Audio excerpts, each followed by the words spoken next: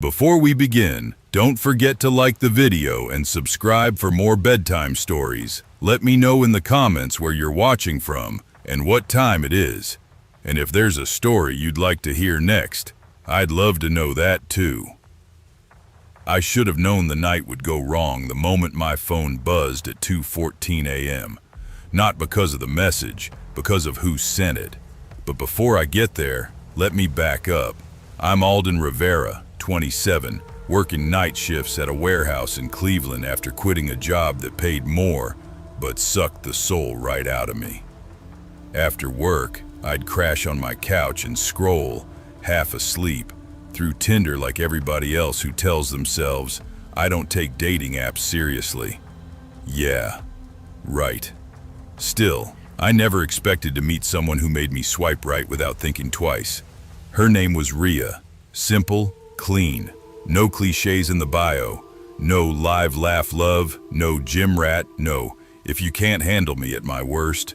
Crap, just night owl, coffee person, looking for someone who doesn't talk like a LinkedIn post. That alone got a chuckle out of me.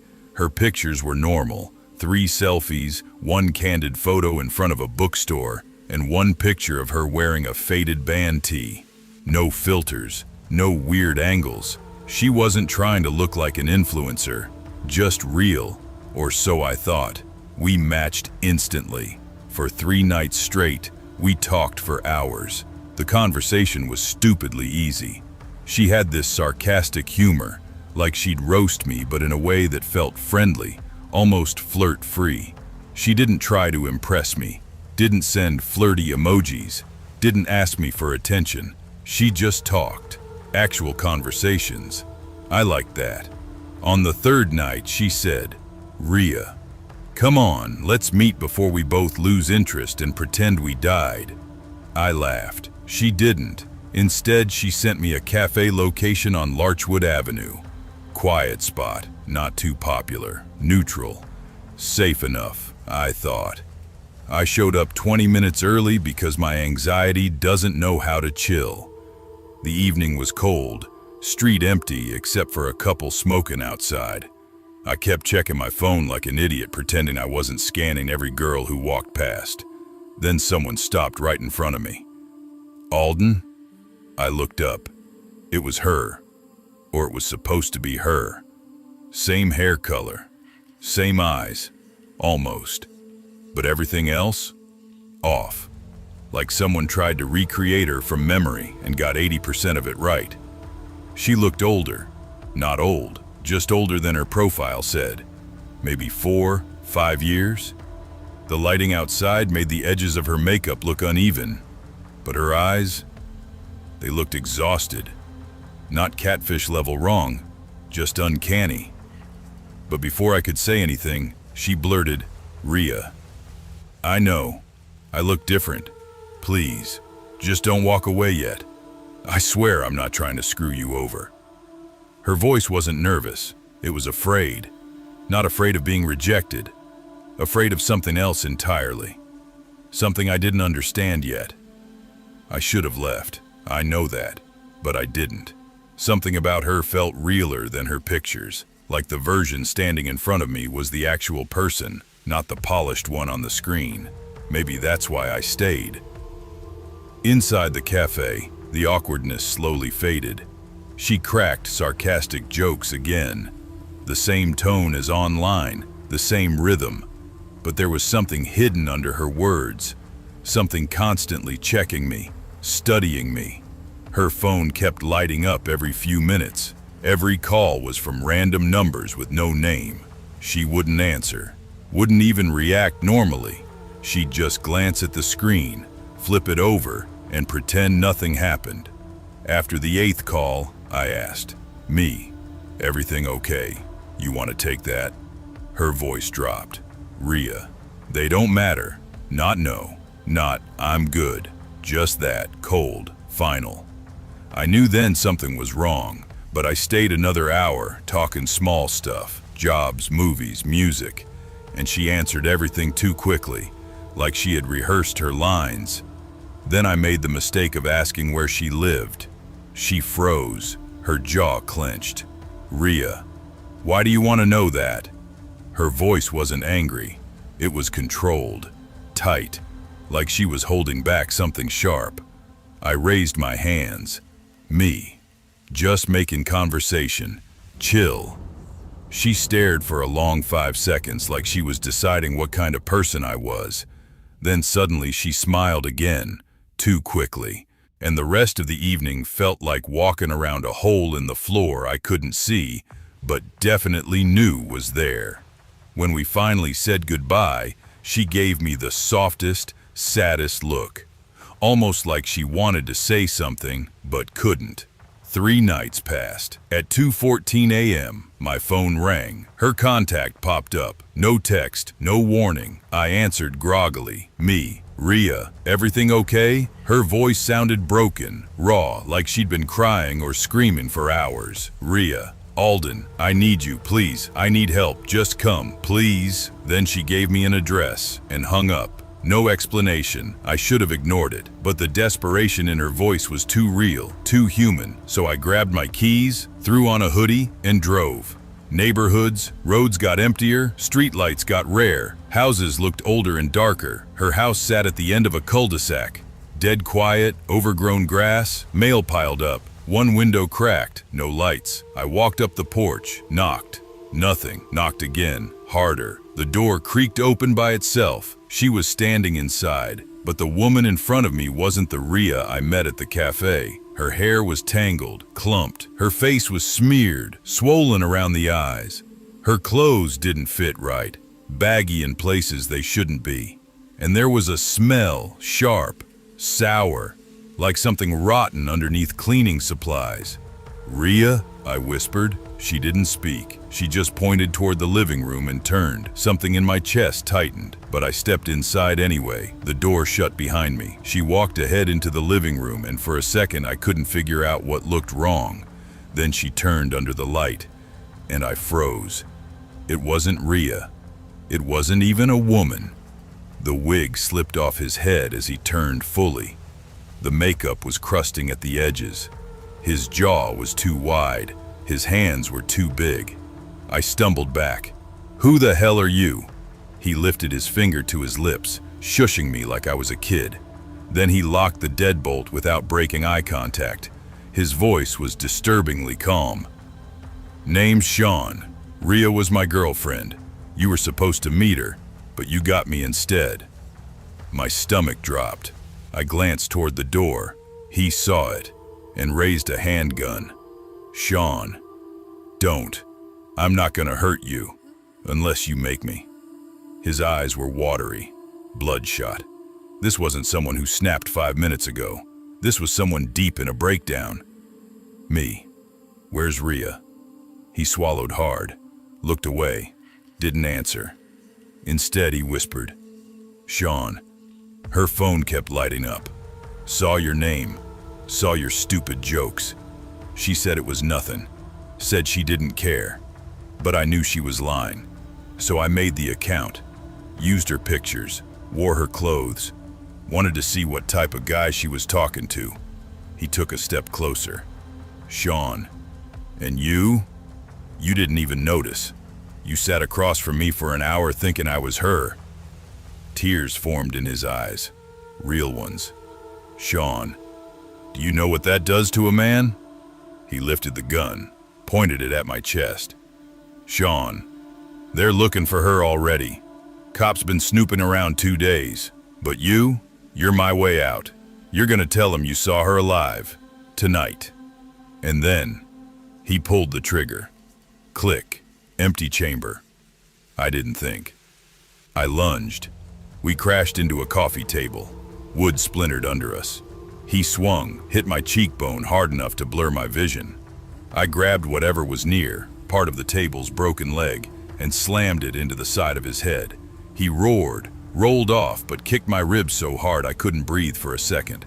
I crawled toward the gun. He grabbed my ankle. I twisted, kicking him in the throat. He choked, gagged. I scrambled, grabbed a heavy ceramic lamp, and swung. Once, twice. He fell sideways, unconscious, or dead. I honestly didn't care. My hands were shaking so hard, I dropped the lamp. That's when I smelled it again. Not the sour smell from earlier. Something thicker, metallic. Blood. From the hallway. Every instinct in my body screamed, "Leave. Get out now." But I pushed forward anyway. The door to the back room wasn't fully closed. I nudged it open, used my phone flashlight, and regretted it instantly. Plastic sheets everywhere, mattress soaked in dark stains, buckets, trash bags lined against the wall. I stepped closer, throat tight, and pulled the nearest bag open. Hair, a scalp. Another bag had an arm, cleanly severed. Another, lungs wrapped in cloth. I dropped the phone and staggered back, almost slipping in blood. That was Rhea. That was what was left of her. My chest tightened so hard I thought I'd pass out. I stumbled outside, shaking so violently I could barely dial 911. Cops came fast. Lights everywhere. Sirens. Sean was wheeled out, still breathing but barely. They sealed the house. An officer wrapped me in a blanket. My face was throbbing. My ribs screaming. My hands covered in blood. That wasn't mine. They took my statement till sunrise. I deleted Tinder the second I got home. Haven't re-downloaded it. Probably never will. Because that night taught me something I wish I didn't know. Some people fake their profiles. Others try to become them. And some break apart trying. I always tell people, I'm not the paranoid type.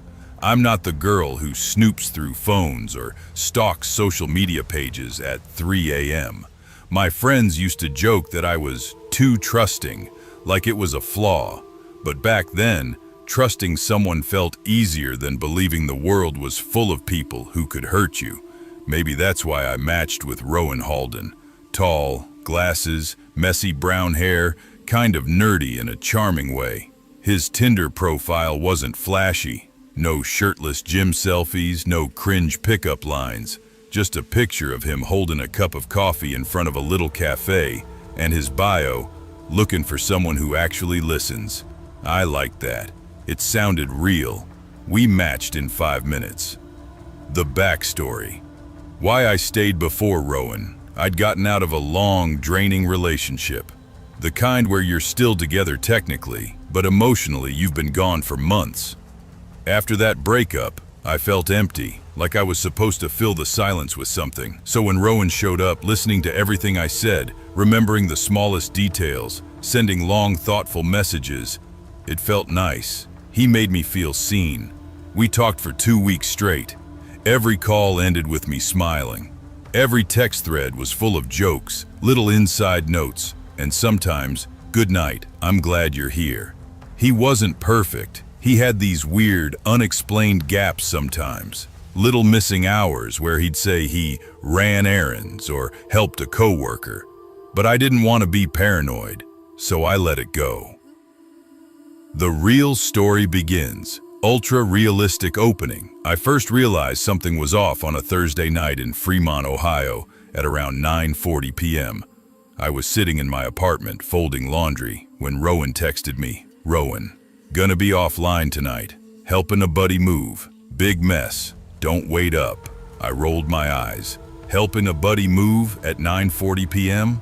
on a Thursday? Still, I replied. "Me. Okay, be safe. Text me when you're home." He didn't, but around midnight, I stepped out to throw trash and saw his car, right down the street, parked, empty, lights off, cold hood.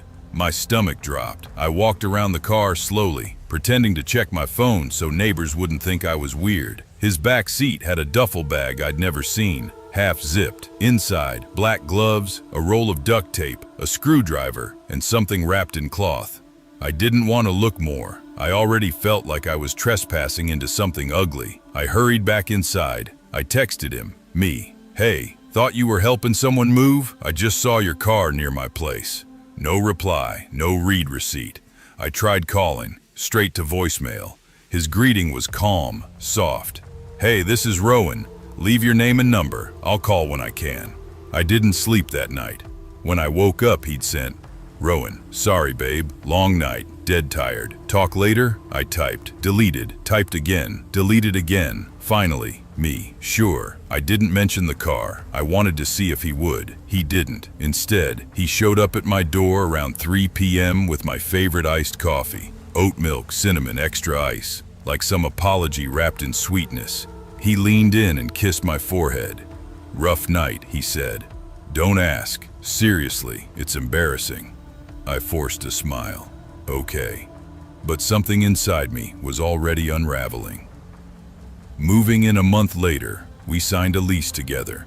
The house was a small blue rental outside town. Porch swing, old wooden floors, a half-finished basement that smelled like concrete and bleach.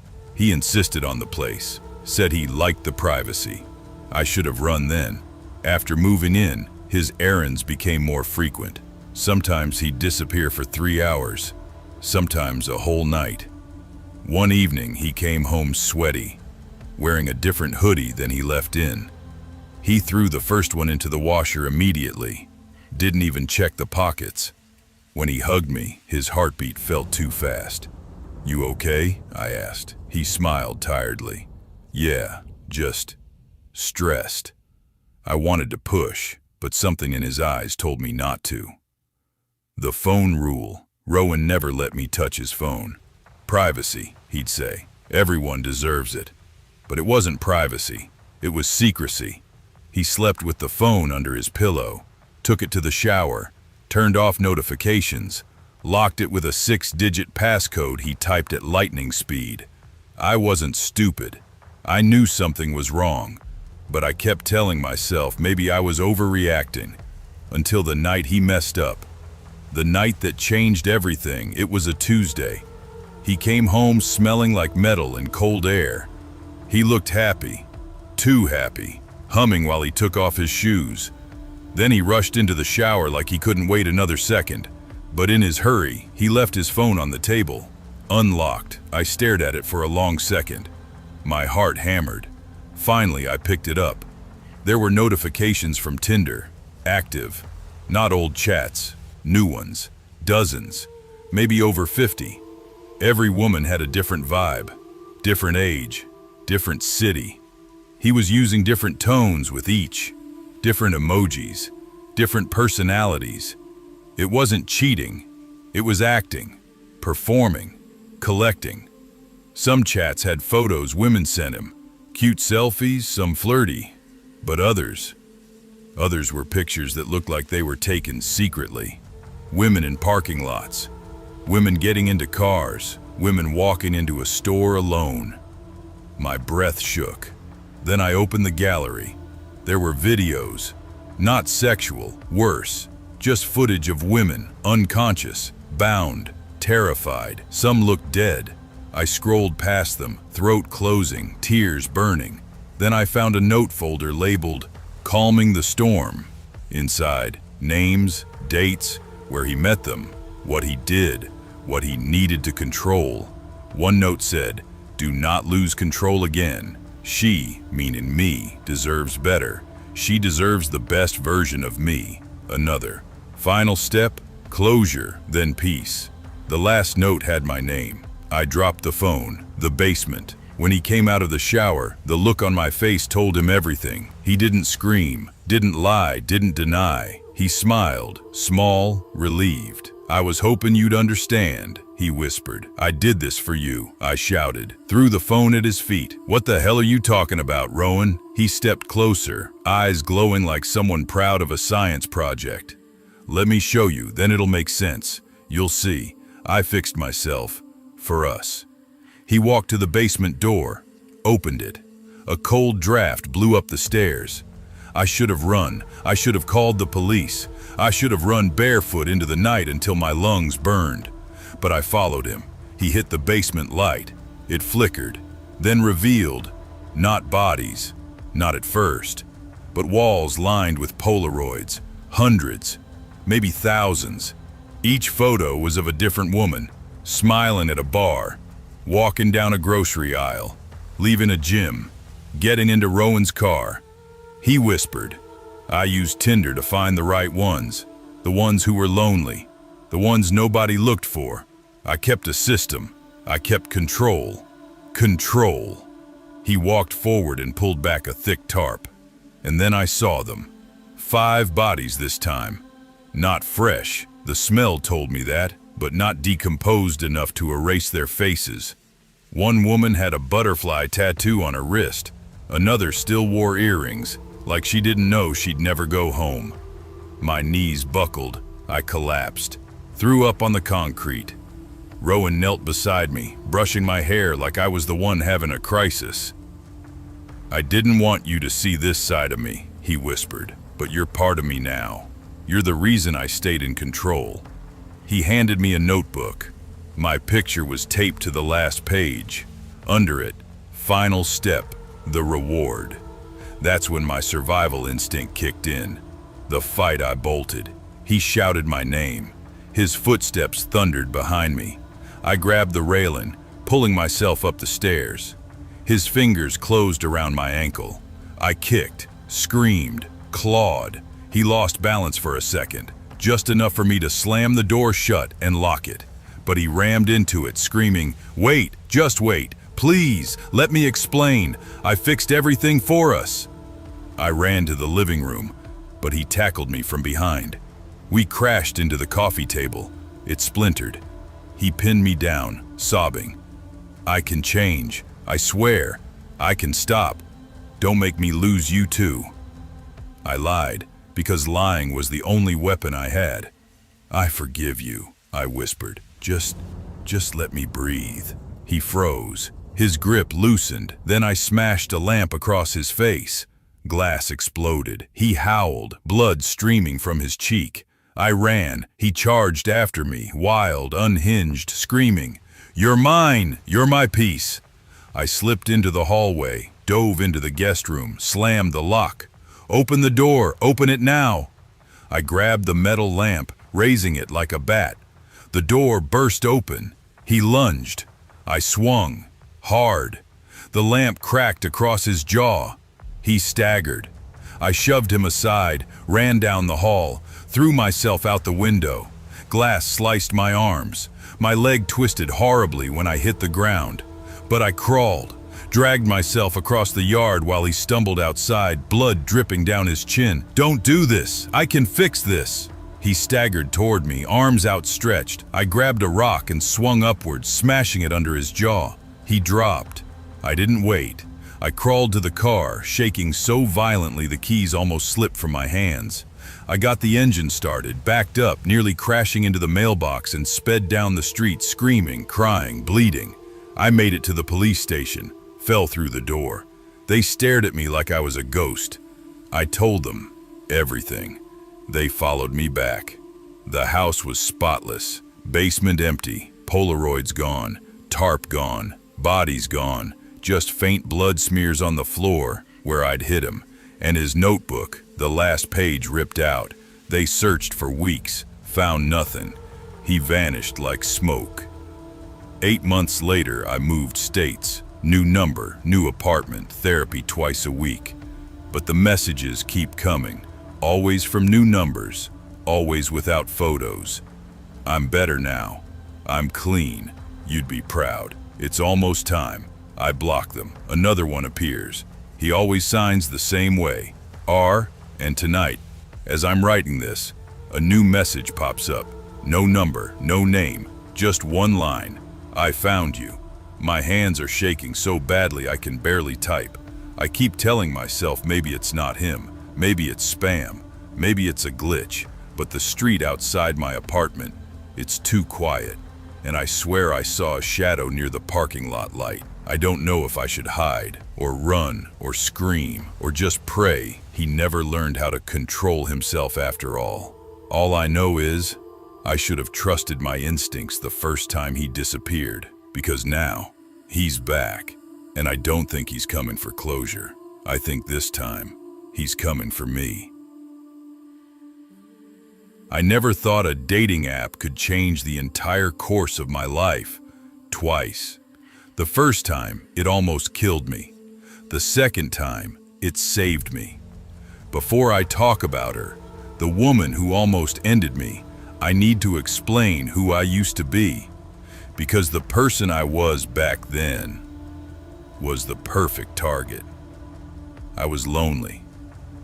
I just moved from Knoxville to a small town outside Columbus, trying to start over after losing my job during a round of layoffs. My confidence was shot. My friend circle was gone. My apartment was quiet in a way that felt like punishment. So like everyone else trying to convince themselves they were okay, I downloaded Tinder. At first, it was the usual mess. Catfish accounts, girls asking for my Snapchat, people who ghosted the moment I showed interest. Nothing surprising, nothing dangerous.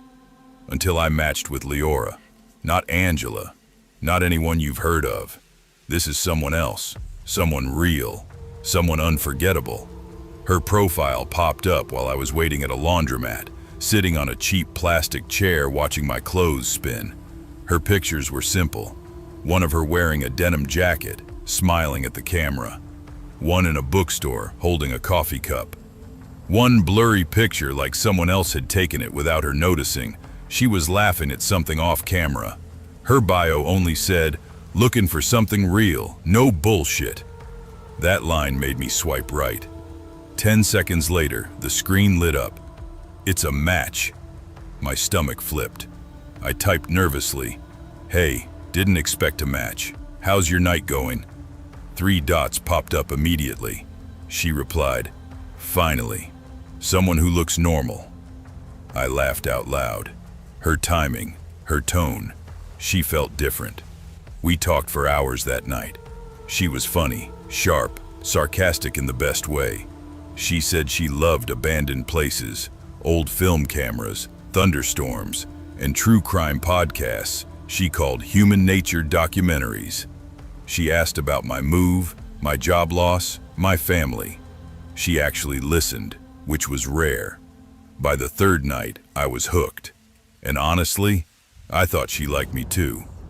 After a week of texting nonstop, she asked, "You want to meet up? Somewhere quiet, just us." I hesitated, but only a little. Back then, I ignored red flags like it was a sport. I agreed. She sent a pin on Google Maps, a nature preserve near a small creek. "Super peaceful at night," she'd said. "Trust me, you'll like it." I wish I had asked why she wanted to meet somewhere cars barely go, where cell service drops, where the only light comes from the moon and the single busted lamp at the parking lot. But I didn't question it. Not once. It was cold. Early November. The air had that bite. When you breathe, your chest tightens a little. I parked next to her old maroon Subaru. She was sitting on the hood, swinging one leg, holding a small camera.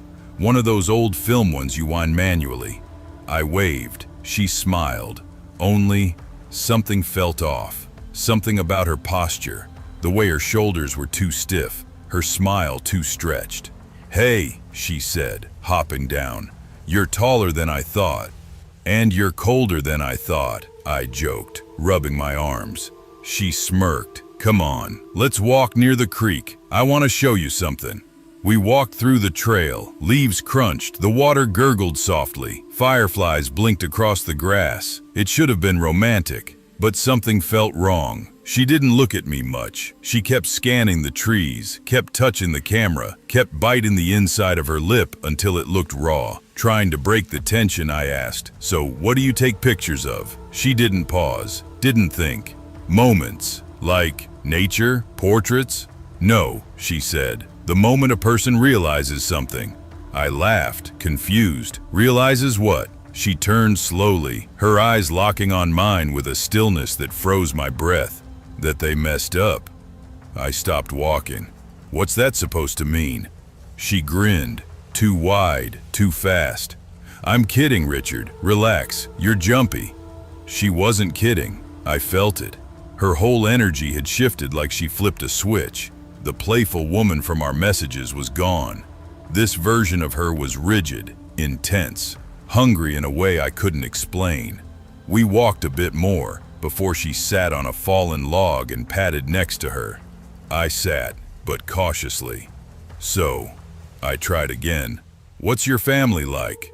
She tilted her head at the trees instead of answering. My mom taught me to stay quiet. My dad taught me that people don't come help unless you make them. That shut me up. She suddenly leaned closer, whispering, "Do you like helping people, Richard?" My pulse thumped in my ears. I guess. Yeah. She smiled again, that same unnatural curve. Then she dug into her coat pocket, pulled out a crumpled Polaroid. "Want to see something cool?" Sure." She handed it to me. My breath snagged. The picture showed a woman lying on a dirty floor, pale, not moving. Eyes open, but empty. Her hand was twisted unnaturally. The lighting was dim, but her face looked eerily similar to Leora's.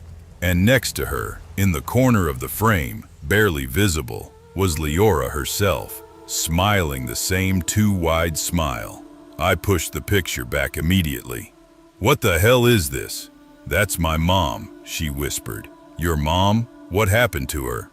She leaned closer. Her breath smelled like mint and something metallic. She stopped listening. I stood up quickly. "Leora, this isn't funny. This looks like..." Before I could finish, a bright flash hit my eyes. She'd taken a picture of me. She lowered the camera slowly, voice soft as a lullaby. "Perfect. You always remember the face people make when they realize they won't get out." I stumbled backward. "Leora, stop. Whatever this is, stop." She reached into her boot. A knife glinted in her hand. I ran. I didn't think, didn't strategize, didn't look back. Just ran. Branches whipped my arms. Mud splashed my legs. My lungs burned. I could hear her footsteps behind me, light but fast, like she'd done this before. "Richard," she called out sweetly, "don't make this messy." I didn't answer. I broke through the trail and ran toward the parking lot. But the worst thing imaginable happened. A car engine started. Her Subaru. She'd somehow gotten ahead of me. Headlights blasted across the field. I darted left. She sped toward me. I jumped over a ditch, stumbled, hit the ground so hard it knocked the breath from me. Pain shot up my left side. I couldn't stand. She stopped the car, got out, and walked toward me slowly, knife in hand, camera hanging from her wrist. She whispered, "Don't crawl. You'll ruin the picture." I wanted to yell for help, but the place was empty. My vision blurred. My ribs throbbed. I thought that was it. I really thought, "Hey, yo, you okay, man?" I looked up. 3 college-age guys were walking from the far end of the field with backpacks and flashlights, laughing about something. Leora froze. Her expression snapped from hunger to neutrality in a heartbeat. She tucked the knife into her coat. "I'm helping my friend," she said quickly, forcing a smile. "He fell. We're good." The tallest guy raised an eyebrow. "You sure? Dude looks messed up." "I'm good," I croaked. "Just slipped." They didn't buy it, but they didn't want drama either. Leora whispered, low enough only I could hear, "Next time, don't run." Then she turned and walked calmly back to her car. She drove off without another word. I made it to a lit road, called my brother, went to the ER, reported everything. Police searched. No record of her. No real name. No social media. The Polaroid camera didn't leave fingerprints. It was like she didn't exist. And maybe she didn't. Not in a way people like us understand. Months later, I met someone else, my girlfriend now, and she saved me in ways she doesn't even know. We met in a public cafe, not a dark trail, not in isolation. I learned, but sometimes at night, sometimes when the air is cold, sometimes when I walk past a park, I swear I hear the faint click of a camera shutter. And I wonder how many Polaroids she took, how many people never got the chance I did, how many faces are trapped on her wall. I never knew her real name, but I'll never forget her smile. I remember the first time I saw her like it was still happening right in front of me. Fresh, sharp, and way too clear for comfort. Her name was Leora, 24. Not Bella, not Kara, not any name that sounds common. Just Leora. Her profile popped up at 1:37 a.m. when I was half asleep on my couch, scrolling Tinder out of boredom, not intention. Her picture looked like something from an indie film. Dim, warm lighting, a hint of a smile, messy hair tied into a loose knot, coffee mug in her hand. The kind of picture that didn't try too hard. And yet, it hit hard. Deep brown eyes, faded scar near her eyebrow. A look that made you feel like she could read you before you could even introduce yourself. Her bio was short. I like people who tell the truth, and good food, and storms. L. No inspirational quotes, no filtered glam shots, no fake interests. Just a vibe that felt real, and real is dangerous. Back then, I didn't know why the name Leora made my stomach twist. I didn't know why her face felt like deja vu. I didn't know why my thumb hovered before I swiped right, like some part of me was warning me not to. But the lonely part of me won. I swiped, and she matched instantly. She messaged first.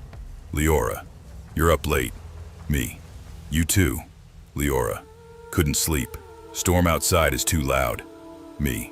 Funny, same here. Leora. Maybe we're in the same storm. I stared at that message for a long second. Something about her wording hit different. Poetic but casual. Soft but sharp. We chatted for 2 hours. Laughing. Joking. She teased me about my hoodie collection. I teased her about her mug obsession. It felt natural. Too natural. Then she said, Leora, you're familiar. Have we met before? Something cold slid down my spine. Me. I don't think so. Leora. You remind me of someone. I brushed it off. People say that all the time, right? At 3:48 a.m. she sent, Leora, meet me tomorrow. There's a bar near the river. The Lantern Room.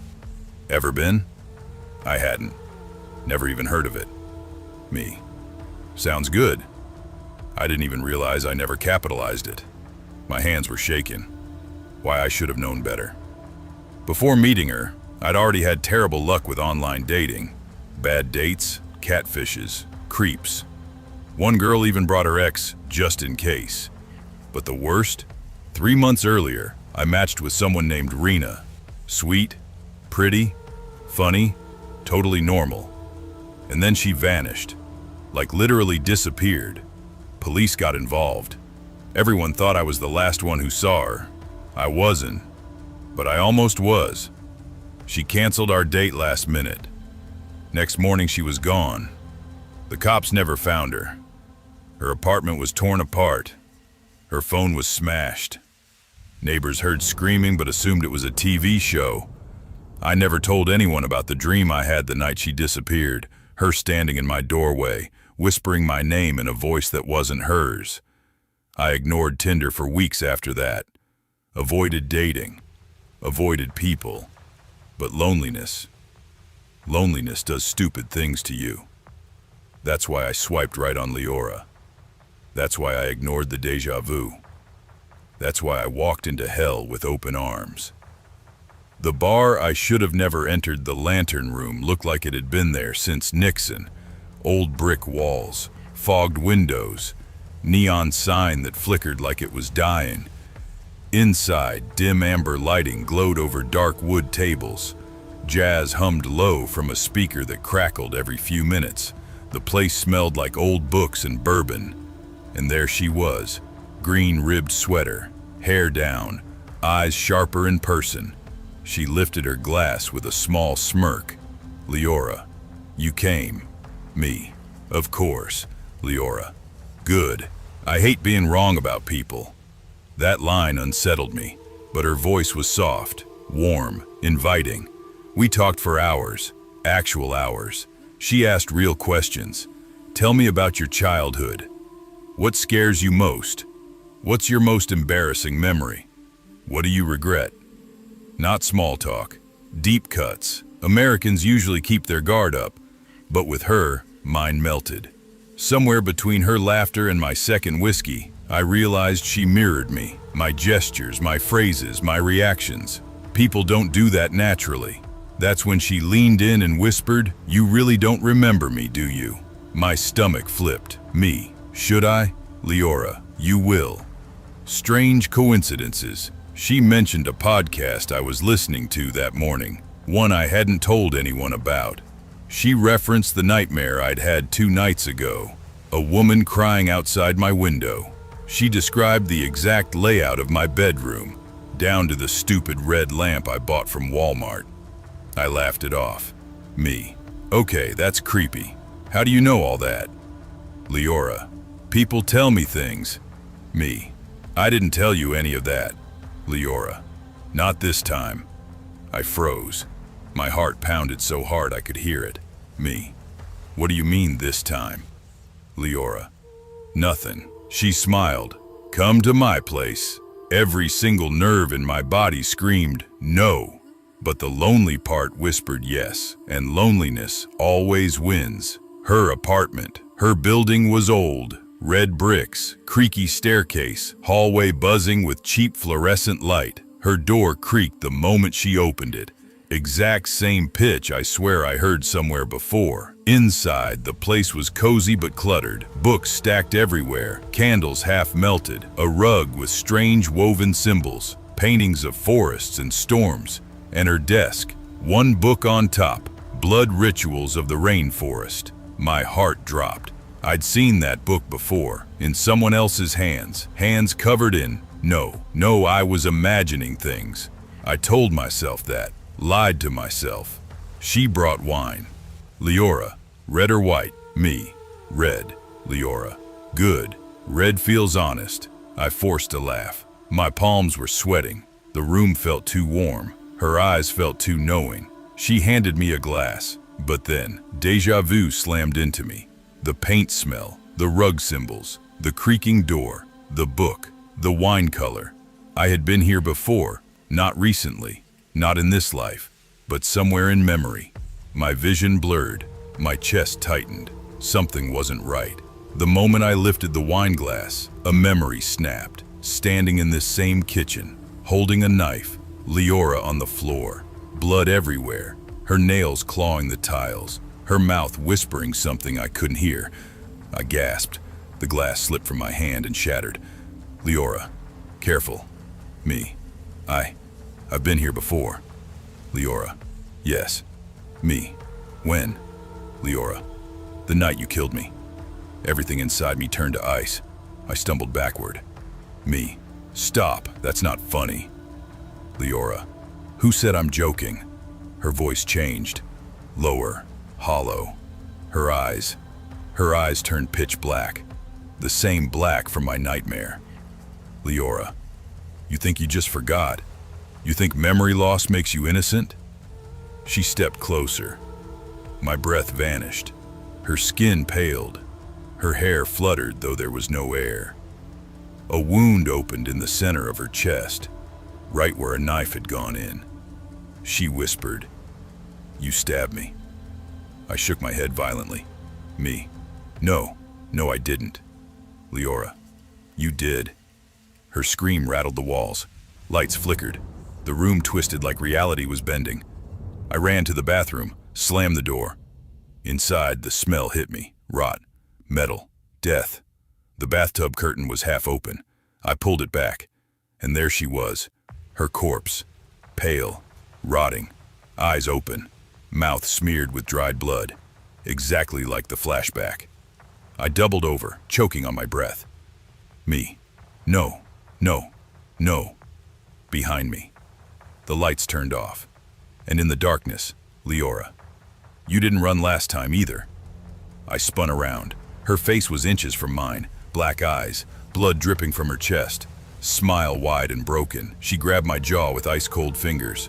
Leora, you killed me, and I kept your memory, so you could live it again. Me. Please. Leora. Storms remember everything. Her teeth extended, long, razor-sharp, scissor-like. She tore into my throat before I could scream. Blood flooded down my chest. My knees buckled, my vision dimmed, and her last words echoed, "Swiping right has consequences." My world went black. I was 22 the year everything went off the rails. I'd just graduated from the University of Wisconsin, moved into a tiny one-bedroom apartment outside of Milwaukee, and for the first time in what felt like years, I finally felt like I could breathe again. My relationship, if you could even call it that, had ended just 3 weeks earlier. Her name was Renee, and even now my chest tightens when I think about her. People throw around words like toxic way too casually these days. But Renee was the real thing. The kind of person who could make you feel like you were losing your mind 1 inch at a time. When we first met, she was magnetic, funny, quick, charming in that effortlessly mysterious way that pulls you in without you realizing it. But over time, the charm turned. The mystery became secrecy. The jokes became jabs. The affection became possession. The day she took my phone and blocked 2 of my closest friends, because they're a distraction, should have been the day I walked out. But I was stupid and young, and it always felt easier to de-escalate, apologize, and keep the peace. She had that kind of power. She made you feel guilty for even thinking a thought she didn't approve of. By the end, I was exhausted, emotionally wrung out, and scared of her. Not like she'd hit me, nothing like that, but scared of her reactions, her explosions, the way she could twist anything until I doubted my own memory. Leaving her felt impossible until one night it wasn't. One argument, one moment of clarity, one last shove over the edge. I left. She screamed. I didn't go back, and for the first time in 2 years, I was finally free, or so I thought. That's when I re-downloaded Tinder.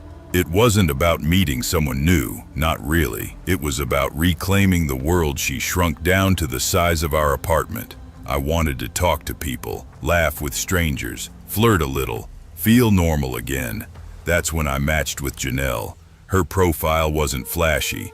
3 photos, one of her laughing in a sunlit kitchen, one of her standing at the edge of a lake with her hands stuffed in a hoodie pocket, and one mirror selfie with messy hair like she didn't care how she looked. And that actually made her beautiful. Her bio said, "Good conversation, late night drives, bad coffee. If you ghost me, I'll assume you died. Cool?" It felt playful, human, real. So I messaged her, "Hey, what counts as bad coffee to you?" She replied as I was putting the phone down, "Anything from a gas station, unless it's a road trip. Road trip coffee gets a pass." We clicked stupidly fast. Talking to her was easy, natural. She didn't pry into things. She didn't ask weirdly personal questions. She didn't expect me to entertain her every hour. She just talked, listened, laughed. And she had this loud, wheezy laugh that she said she hated. But I found myself grinning every time she typed LMAO because I could almost hear it. After a week, she said, "So, you want to meet in real life? I promise I'm not a serial killer. My brother would be embarrassed if I turned out to be one." I laughed so hard at that line. We agreed on a Tuesday evening dinner at a place called Redwood Brick Oven, a casual Italian place close to both of us. That Tuesday, I felt good. Like maybe I was moving on. Like maybe Renee was just a shadow behind me, not something sitting on my chest anymore. I didn't know how wrong I was. When I walked into the restaurant, Janelle was already there. Hair in a messy bun, denim jacket, eyes brighter in person than in her photos. She grinned when she saw me. There he is, the guy who thinks Starbucks cold brew doesn't taste like battery acid. "You can't tell me it does," I said, returning the smile. We talked for hours about school, work, hobbies, the dumb things our families did. She teased me for having 3 identical gray hoodies. I teased her for having a whole rant ready about pumpkin spice culture. It was normal, healthy, good. And I hadn't had good in a long time. But around an hour in, right when the server dropped off our drinks, something shifted. I went quiet mid-sentence, because through the window behind Janelle, a face stared in. A face I knew. A face I had once kissed goodnight and then kissed again in apology, because she had convinced me that everything was always my fault. Renee. Her hand was pressed against the glass, cheek smudged against it like she was listening. Her eyes locked onto mine with a focus that made my stomach fall straight through the floor. I blinked. She vanished, just like that. "Hey," Janelle said, noticing my expression. "You okay?" "Yeah, sorry. Thought I saw someone I knew." I stood abruptly. "I just need a second. Restroom." "Sure," she said, confused but gentle. "Don't take forever. Our dessert is on the way." I nodded, forcing a smile I didn't feel, and walked toward the restroom. My heart hammered so loudly I couldn't hear anything else. My hands were shaking. My breathing felt too fast, like I couldn't fully fill my lungs no matter how hard I tried. Because Renee was gone. She moved to Minnesota with her sister the day I left her. She was out of state. She couldn't possibly be here. Right. I pushed open the restroom door and stepped inside. It was empty. I went to the sink, ran cold water, splashed my face. "Get it together," I whispered. "You're not seeing ghosts. She's gone." That's when I heard it. A single exhale. Slow. Controlled. Female. Coming from the last stall at the end. I turned toward the mirror and froze. At the top of the stall door, the small ventilation window was wide open. Snowy cold air trickled in, which made no sense. Those windows were always locked. Another breath came, low, animal-like. "Who's in there?" I asked, trying to keep my voice steady. Silence, then a voice I knew too well. "I told you, no one else." My stomach dropped so violently I nearly threw up. "Renee?" The stall door exploded open, and she came out. Her hair wild, her eyes huge, her smile stretched too wide, and in her right hand, a knife. I stumbled back instantly. "Renee, stop. What the hell are you doing?" "You think you can walk away from me?" she hissed, stepping forward. "You think I don't know you? You think I wouldn't find you the second you looked at someone else?" She lunged. I dodged left, but not fast enough. The knife plunged into my thigh. White-hot pain tore through me. "Ah, shit!" I hit her across the jaw instinctively, more reflex than decision, knocking her sideways into the stalls. The blade slipped from her hand and clattered across the floor. I tried to run. But my leg felt like someone poured fire into it. I hobbled toward the exit, throwing the door open so hard it smacked the wall. I burst back into the restaurant, leaving a trail of red behind me. People gasped. Someone screamed. A server yelled, "Call 911." Janelle stood up immediately, face pale but controlled. "Oh my God, Eli, what happened?" She's in there. Don't let her out," I stammered, pointing behind me. A couple of men rushed to the restroom door and braced it shut from the outside. I collapsed into a chair, gripping my leg, breath shaken, vision blurring around the edges. Everything felt surreal. Police sirens wailed outside. Officers stormed in. I watched them burst into the restroom with weapons drawn. Seconds passed, then more. Then one officer stepped out, face grim. "She's down," he said. Self-inflicted. The world slowed to a crawl. They rolled her out minutes later, covered, not moving, not breathing. Renee had slit her own throat. Right there, in that bathroom, after stabbing me. It should have ended then, all of it. But trauma doesn't end just because the body that caused it is gone. Even now, months later, after surgery, therapy, and Janelle practically nursing me back to health, I still wake up some nights gasping for air. Sometimes, when I'm half asleep, I swear I see Renee standing at the foot of my bed, her throat gaping, her head tilted, her smile stretched, just watching, waiting. Janelle always shakes me awake, always tells me I'm safe, always stays with me till I fall asleep again. And I love her for it. But that doesn't stop the truth. Some people leave scars deeper than any knife could ever reach, and some ghosts don't need bodies to stay. Never imagined my life would twist into something so quietly terrifying. Something that would make me second-guess every sound outside my window, every shadow behind a tree, every vibration that buzzed through my phone.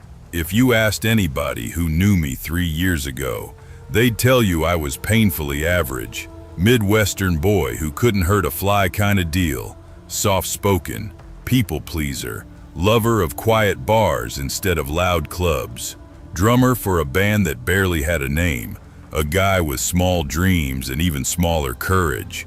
But the thing about life is, sometimes it doesn't need you to be brave to ruin you.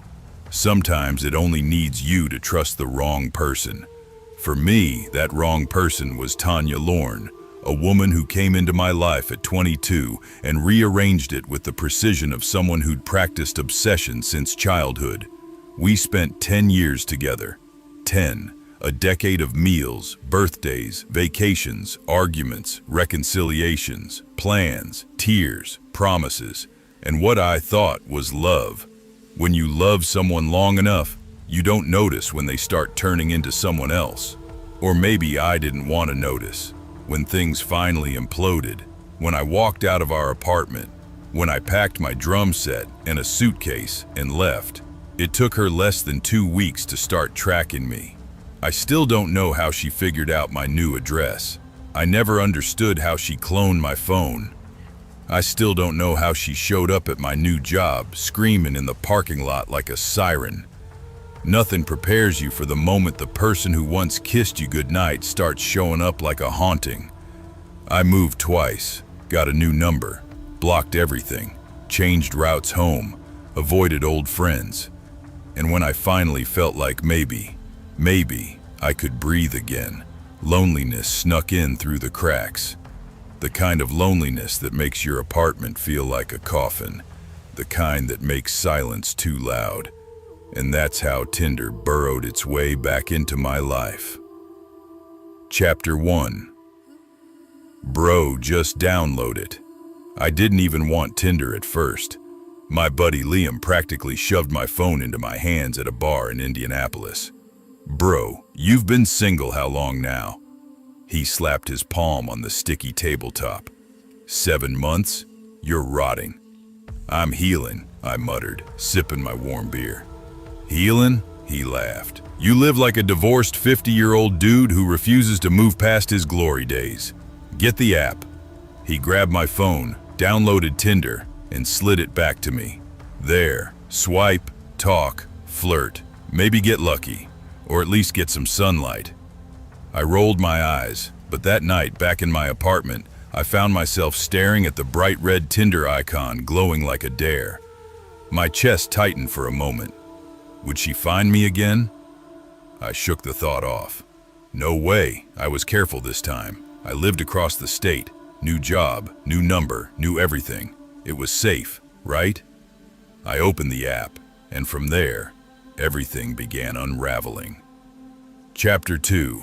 The matches. The first few days were awkward as hell. My profile was nothing special. A picture of me behind my drum kit, one of me hiking, and one Liam insisted on.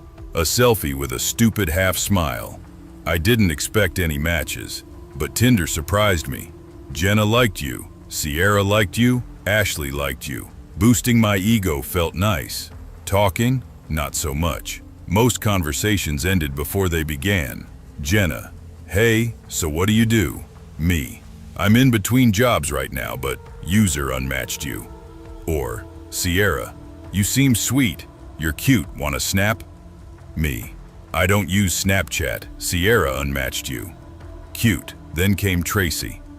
Chapter 3. Tracy. Her profile felt normal, natural. A woman with a warm smile, curly brown hair, freckles, and a cat curled next to her feet. The kind of profile that didn't scream filters or weird intentions. We matched at 11:17 p.m. Tracy: Hey, musician boy, that's a cute cat in your pics. What's her name? I blinked. Huh. A woman actually starting the convo? I typed, me. Her name's Willow. She's a menace, but she's family. She replied instantly, Tracy, I lost my cat last year. His name was Waffles. Seeing yours made me smile a little. We kept messaging. Casual, genuine, real. But that's when things got too coincidental. She told me she also had a cat, named Willow. Same spelling. I laughed it off. Small world, I said, but something about it itched inside me like a splinter. Still, Tracy was kind, funny, comforting in a way no one had been to me in years. I wanted to believe she was real, but loneliness clouds judgment. Chapter 4. Elizabeth. Just when I thought I might actually ask Tracy out for coffee, another match appeared. Elizabeth liked you. Her profile was gorgeous, too gorgeous. Long black hair, sharp eyes, model-like features, barely any bio. Elizabeth. Hey, handsome. Nobody had ever called me that in my life. Me. Hi, pretty. Elizabeth. No formalities. Want to meet tonight? I froze. Tonight? Me. Oh, maybe we could grab a coffee first? Elizabeth. I trust you. I'll come over. Drop your address. My stomach twisted. Something was off. Nobody in America is that trusting, but before I could overthink, Tracy messaged me again, and this time, everything shattered. I was brushing my teeth when my phone buzzed. Tracy. Sorry, wrong message. Wrong message? I hadn't texted her in hours. Before I could reply, another message came. Tracy. Actually, is it though, Tommy? My blood froze. I never told her my real name. My Tinder name was TJ.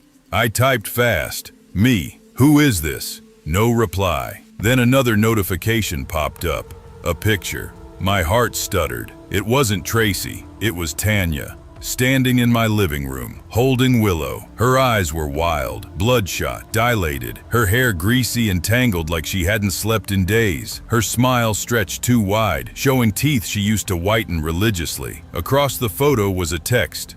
On my way home, baby. My stomach dropped so hard I nearly puked. I typed with shaking fingers. Me. Tanya, stop. Leave my place. She replied instantly. Tanya. Oh, don't be rude. Willow missed her mommy. Me. Get out of my house. I'm calling the cops. Tanya. No, you're not. Another photo, my front door. From the inside, unlocked, my knees buckled. I wasn't home. I had locked everything. I always locked everything. How did she get in? Did she copy my keys? Did she watch me leave? Did she follow me again like before? My phone vibrated. Elizabeth. On my way to see you, handsome. The hell? Me. Do not come here. She replied. Elizabeth. Huh? You just sent me your address. Traffic's light. Be there soon. A cold realization stabbed through me. I never sent her my address. Someone else did. Someone who had access to everything. Someone who had been watching. My ex. Tanya. She had sock accounts, fake profiles, absolute control. Tinder. Tinder was never safe. It was a trap. I sprinted to my car. One thought kept repeating like a drumbeat. Don't go home. Don't go home. But I had to. Willow was inside. The drive was a blur of red lights and panic. When I reached my apartment building, I hesitated at the bottom of the stairwell. Everything was silent. Too silent. I crept up the stairs and reached my door. It was cracked open. I swallowed. I pushed it gently. The door creaked. My apartment was a war zone. Pillows ripped open, drawers on the floor, clothes shredded. The walls were smeared with something dark. At first I thought blood, but no, it was red lipstick, her favorite shade. On the mirror, written in sloppy loops, "No more running." A soft click echoed behind me, the unmistakable sound of a lock sliding into place. I turned slowly. Tanya stood at the door, blocking it. Her chest heaved like she'd run a marathon. Her hands trembled around a pair of handcuffs. A kitchen knife glinted in her other hand. "Hi, Tommy," she whispered, voice shaky. "Miss me?" I said nothing. She took a step forward. I looked everywhere for you. Months, babe. Months. I know you're scared, but it's okay. I'm here now. We can fix everything. Tanya, I breathed. Put the knife down. She laughed, a brittle sound. This isn't for killing you, babe. It's just to keep you still while we talk. She moved closer. I stepped back. She lunged. Some instinct I didn't know I had kicked in. I dodged sideways, slammed into the wall, grabbed the nearest object, a lamp, and swung. The lamp cracked against her shoulder. She shrieked and dropped the knife. I ran, shoved past her, bolted through the door. Her scream tore through the hall. "Don't leave me again." I didn't stop. Not even when I heard footsteps pounding behind me. Not when she screamed my name so loud neighbors peeked out. Not when I reached my car with shaking hands and fumbled the keys. I drove, and drove, and drove. Until the city lights faded behind me and the road turned into winding forest highway. I didn't have a plan. I didn't have clothes. I didn't have food. I only had fear. Fear moves you in ways logic never will. I parked at a small rest area surrounded by miles of tall pines, stepped out of the car, and let the cold air slice into my lungs. My phone buzzed. My stomach dropped. Unknown number. "Don't do this, Tommy. You're making me chase you again. You know I always find you." I tossed the phone into the trees. That's how I ended up living in the woods for the next several days. Like a fugitive, except my only crime was trying to escape someone who loved me in the wrong way. I built a small hideout of branches behind a rock formation, slept with my back against a tree so nobody could sneak up behind me. Ate gas station snacks until they ran out. Every sound branded fear into my bones. Twigs snapping, wind whistling, owls, distant engines. One night, I heard footsteps, light, careful, deliberate. I held my breath until my lungs burned. A woman's voice drifted through the trees, soft, sing-song. "Tommy, come home." My heart thrashed. She found me. She always found me. I stayed silent. Hours later, when the sun began to rise, I crept out. No footprints, no sign of her. Maybe I imagined it. Or maybe she hadn't been alone. Maybe she brought her fake Tinder accounts with her. Maybe Elizabeth was real after all. Maybe Tracy wasn't Tracy. Maybe they were all her. I don't know. And honestly, I don't want to know. Chapter 8. Now it's been weeks. I don't know what day it is. I don't know who's looking for me anymore. Police, Tanya, or nobody at all. But I know this. Sometimes love doesn't end. Sometimes it chases you. Sometimes it waits. Sometimes it watches from behind a tree at 3 a.m. I hear her sometimes. Or maybe it's my brain making ghosts out of everything. But in the quiet of the forest, sometimes I swear I hear her whisper, "Found you." And the truth? I don't think anyone will ever find me again. Not really. Not the old me. Not the person who trusted strangers. Not the person who believed Tinder was harmless. I'm different now. Broken in ways I can't describe. And so I stay here, hidden among the trees, half feral, half alive, waiting for something. Anything that isn't her, waiting for someone to save me. If anyone ever reads this, please, please don't swipe right on the wrong person. It only takes one match to ruin your life.